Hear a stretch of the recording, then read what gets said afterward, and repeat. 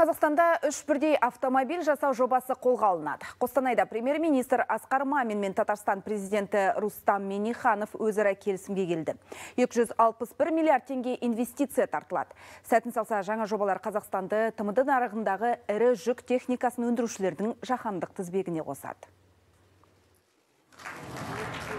Тас қойылды, енді Қостанайда шойын құймасы мен жүк техникасының құрамдас бөлшектерін өндіретін зауыт құрылысы басталады. Кәсіпорын жылына 40 мың құйма шығарады. Оның 95% экспортталмақ.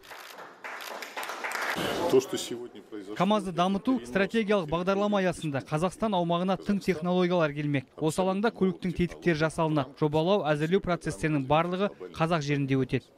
Ал Қарағанды облысының Саран қаласында автомобиль шиналар өндірісі ашылады. Зауыттың қуаты жеңіл көлікке 3 миллион, ал автобустарға арнап 500 мың жоғары технологиялық шина шығаруға жетеді.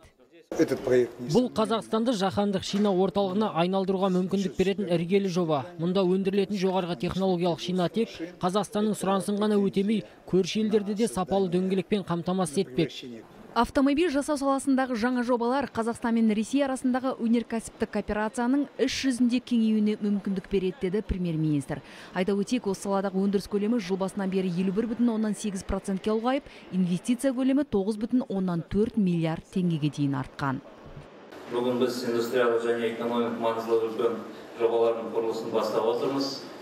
Бұл жүк техникасының осына арналған компоненттер мен шойын құймаларды шығаратын ортақ өндірістер. Осындай жобалар Қазақстан мен Ресей арасындағы стратегиялық әріптестіктің белсенді дамып, соның ішінде Қазақстан және Татарстан арасындағы экономикалық қарым-қатынастардың қарқынды дамып жатқан көрсетеді.